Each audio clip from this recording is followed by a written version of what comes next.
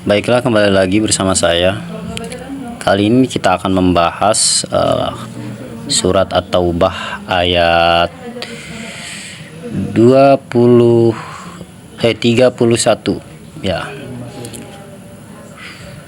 Jadi sebelum kita membahas ayat ini, saya ingin bercerita sedikit. Ketika Rasulullah SAW ada di Madinah, Rasulullah SAW itu memiliki banyak musuh yang kontra dengan beliau, yang mana diantara musuh beliau itu adalah dari golongan orang Yahudi.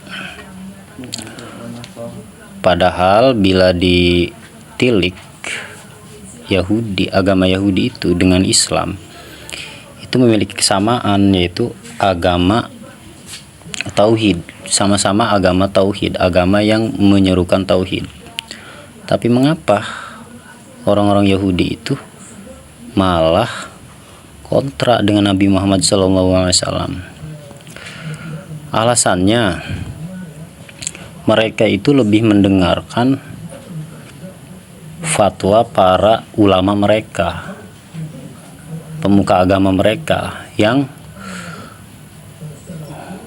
membungkus fatwa-fatwa mereka itu dengan dalil-dalil kitab mereka, seolah-olah apa yang mereka katakan itu dari kitab Taurat, kitab mereka.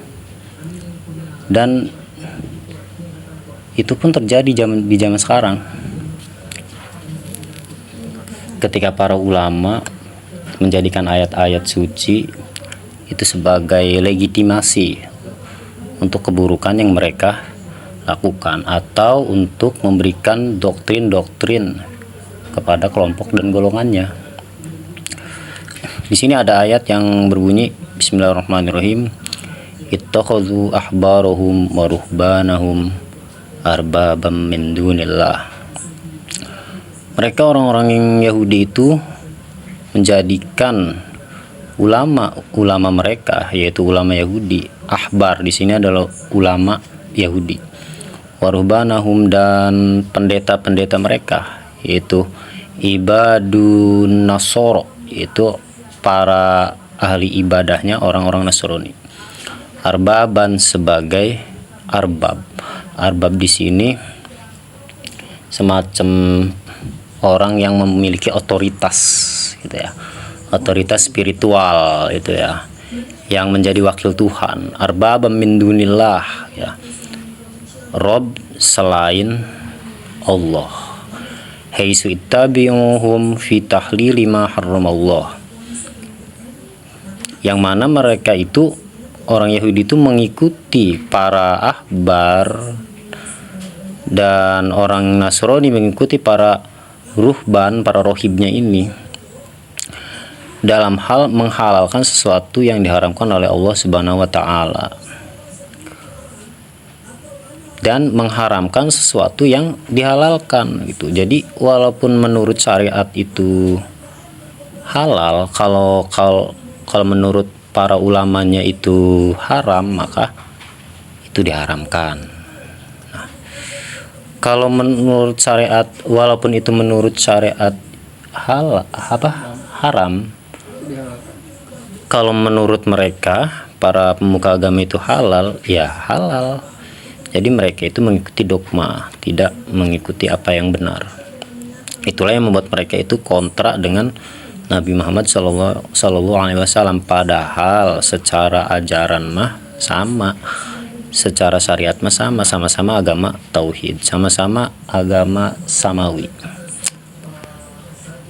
Tuh, lalu mereka juga wal Masih ibn Maryam, mereka juga menjadikan Al-Masih bin Maryam, yaitu Isa, sebagai Rob mereka gitu loh, dijadikan Tuhan. Malah lebih fatalnya, wama umiru, dan padahal mereka itu tidak diperintah di dalam kitab Taurat dan Injil itu illa liya'budu ilahau wahida, kecuali untuk beribadah kepada Tuhan yang satu.